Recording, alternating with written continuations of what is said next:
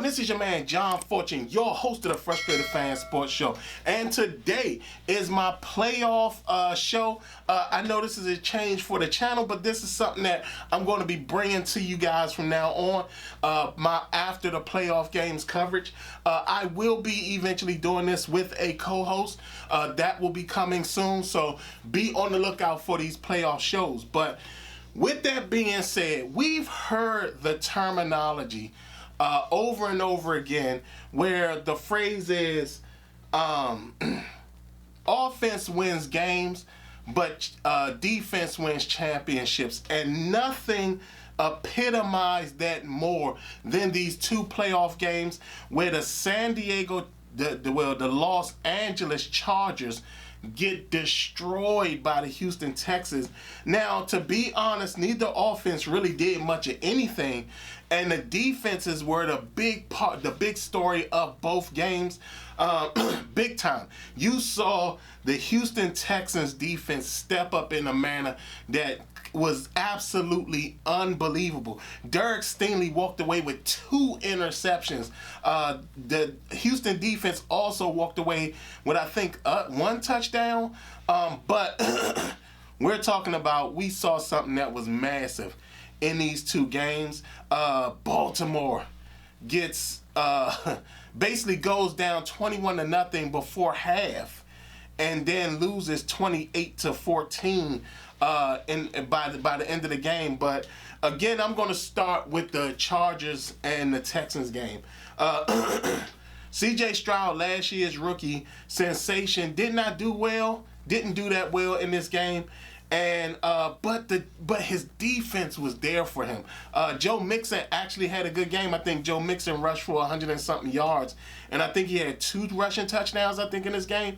But the offense wasn't the offense that you was used to, especially when you think about last year's offense, which was so potent. But this year, the offense didn't do a lot in this playoff game, but it did enough to make sure that that they did win the game.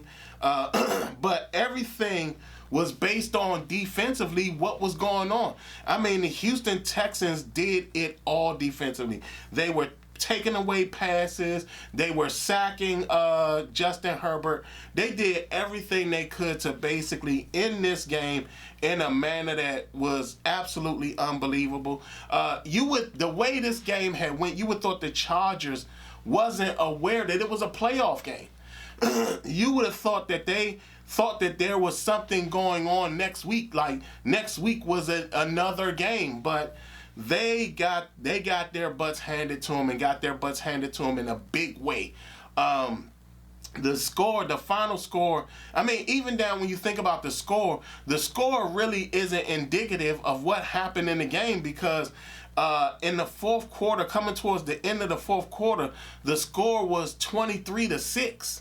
So the game was just out of hand, and Justin Herbert throws 4 interceptions, even though 2 of those interceptions weren't necessarily his fault, because they were one went through the hands of the tight end, and I think the other one went off was tipped up. But again, you're talking about interceptions and interceptions. For all you Charger fans, I want to say this because I want you to all understand where I'm coming from with this what I get ready to say. But don't be surprised if you start hearing rumblings out of LA about the possibility of Justin Herbert being on the trade block. Now, hold up before you get mad, before you get upset and say I don't know anything and things like that. All year, if you paid attention to Jim Harbaugh's body language when it came to Justin Herbert, you can kind of see that you can see that he really doesn't like Justin Herbert's game. Like, he really feels that a lot of the losing that has happened this year has been because Justin Herbert just isn't the right quarterback. And even in this playoff game, you could just see that Jim Harbaugh was just, each time you could see his face wince, and like you could just see over and over again, he was just like, man, this is just not the guy. And to be quite honest, Chargers, I understand. You guys may feel that you got that guy, but I feel that Justin Herbert is quite overrated. I think he's an overrated quarterback. I don't feel that he's one of those guys that really make you feel he can win the game when you really need him to win the game. And to be honest, we've seen this season, especially with the loss to Tampa Bay, how brutalized he was against the Tampa Bay game.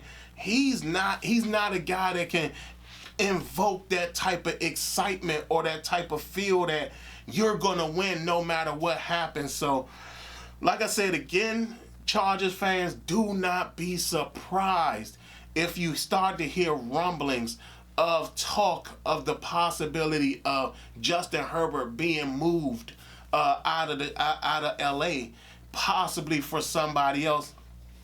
I'm not saying that there's somebody out there in particular, but I'm just saying that don't be surprised that that happens, because I just feel that at this current moment, I don't think that Jim Harbaugh really likes Justin Herbert as a quarterback. I don't think he feels that that's his guy. I would say this, but again, these may be just rumblings. Don't be surprised if you might hear about the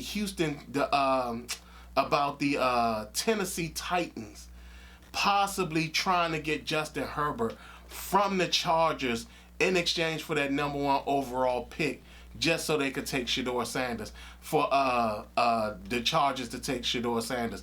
Don't be surprised at that. I'm just telling y'all, I know that that's probably something almost hard to hear, but don't be surprised if you hear the rumbling starting out and then the trade ends up possibly being the Tennessee Titans, Justin Herbert for the #1 overall pick. Don't be surprised. But again, Chargers fans, please don't be mad at me about that. There's some of y'all who are going to actually go along with what I'm saying, because Justin Herbert has been a disaster these past couple of years, and we're talking about we've only seen regression from him. So in this playoff game, this was a bad showing for him in this playoff game. And you can't say it's weapons or anything. Don't get me wrong, the offensive line doesn't seem to be the strongest, but he does hold the ball. He holds the ball a lot. So, but again, this was a bad game for the Chargers. On the opposite end, the Houston Texans, they have a future. They have a future, a long future, and I think they will be sitting there competing for a long time.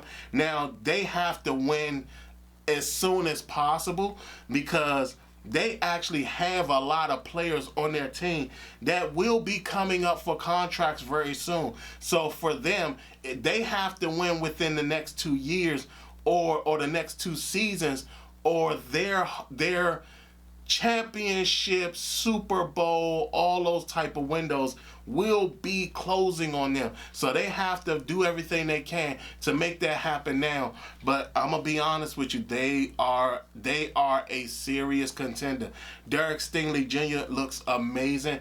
Kwame Lassiter again. I mean, their secondary is absolutely incredible, and they were missing Jalen Petrie in the secondary. So for them to still have that level of play, that level of competition, that level of performance in the secondary, with them not having one of their top secondary guys out there, absolutely incredible. Like I said, the Houston Texans, defense wins championships, and you can see that very apparent in this game. And I tell you, it's something that is absolutely special with what the Houston Texans, DeMeco Ryans, and all of them are doing down there in Houston. Fantastic game. Fantastic game for the Texans, not so much for the Chargers. The second game, the Pittsburgh Steelers took on the Baltimore Ravens in Baltimore, and it was a game that was the defense stepped up big time, but the offense showed up as well. I mean, to say that Lamar Jackson isn't the league MVP is absolutely mind-blowing to me. Not only that, Derrick Henry, like, should there ever be any betting with him getting under 100 yards rushing a game? Because it just seems like that's what his average is no matter what the game is. And today, Lamar Jackson and Derrick Henry, again, do what they normally do and come up big in this game. Both of them were absolutely dominant in this game. They just couldn't be stopped. The Ravens just could not be stopped. I don't even think they punted in the game. Now I'm thinking about it. I don't think they punted in the game at all.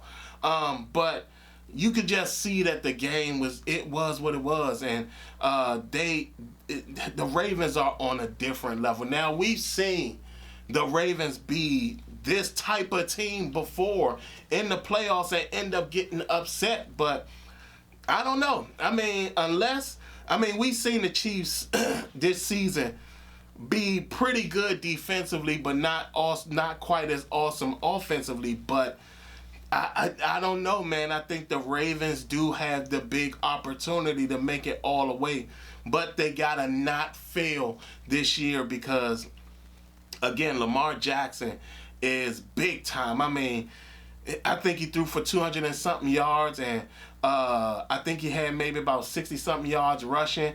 Derrick Henry had 100 and something yards rushing. I mean, this team the running game is just devious. But on the opposite end, the defense is just as strong.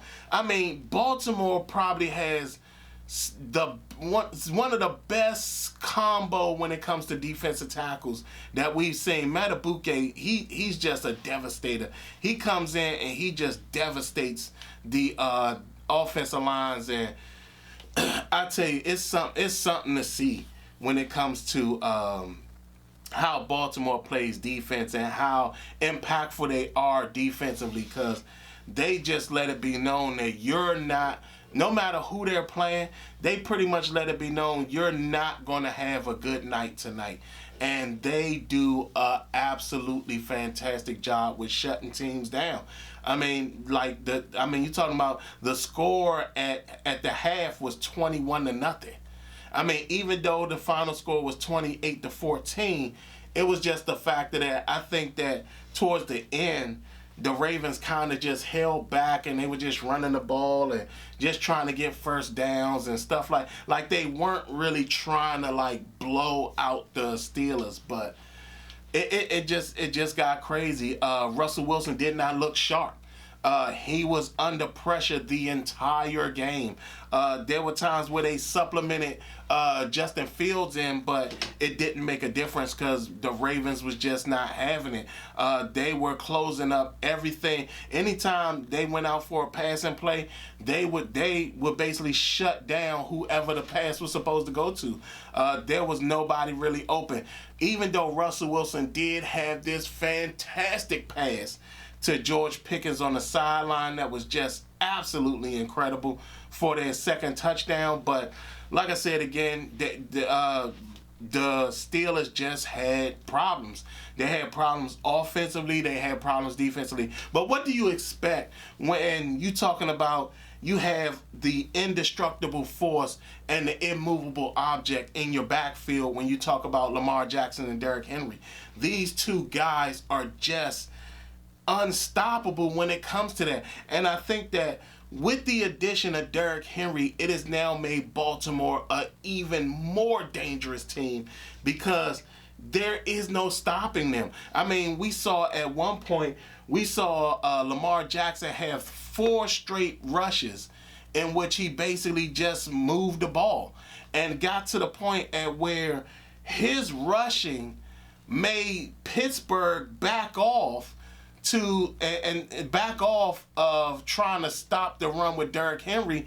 And when that happened, immediately they went back to Derrick Henry to run the ball, and Derrick Henry was finding these wide open holes through and running all the way down. I mean, Derrick Henry had 2 long touchdowns in this game. I mean, these are the things that make this Baltimore Ravens team that dangerous, is the fact that you have to worry about Lamar Jackson and you have to worry about Derrick Henry, because even Lamar Jackson threw a touchdown to Rashad Bateman in the back of the end zone. So, like I said, man, this particular game is one that you could just see that Baltimore, as formidable as they can be, they just don't have the horses to stick with a team like the Ravens. And, I mean, it's sad to see that with Pittsburgh because, I mean, we only know success with them. And come next year, they may not have neither one of their quarterbacks. I mean, Justin Fields may be gone next year, and Russell Wilson may be gone next year, which means that puts them in the market for a quarterback as well. So, like I said, again, the Pittsburgh Steelers could have made it a game later in the game around the third quarter because they were scoring, but they were only down 2 touchdowns and they just could not advance the ball anymore. There were a couple times that I felt that, the Steelers should have went for it on 4th down, 4th and inches, 4th and 3 and things like that, and they just didn't go for it. They went on and punted the ball away. So, again, these games, like I said, these games really did showcase the factor of the statement that offenses win games, defenses win championships, and we saw defenses step up big time in these playoffs. This is not a joke. I don't know how many teams are really ready for the playoffs. Like, to me, I feel that the Chargers was not ready for the playoffs.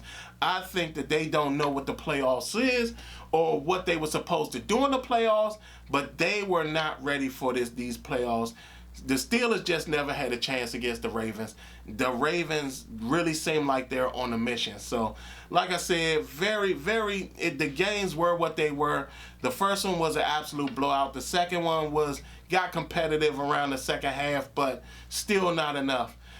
Fans of those teams, y'all tell me how y'all feel. How do y'all feel about what I said? Chargers fans, please don't be mad at me. But like I said, I do feel that Justin Herbert will be out of y'all city soon because I don't think Jim Harbaugh likes him as a quarterback. Y'all tell me how y'all feel. Tell me if y'all frustrated about these games. Y'all let me know how y'all feel. Other than that, this has been your man, John Fortune, and this has been the Frustrated Fan Sports Show.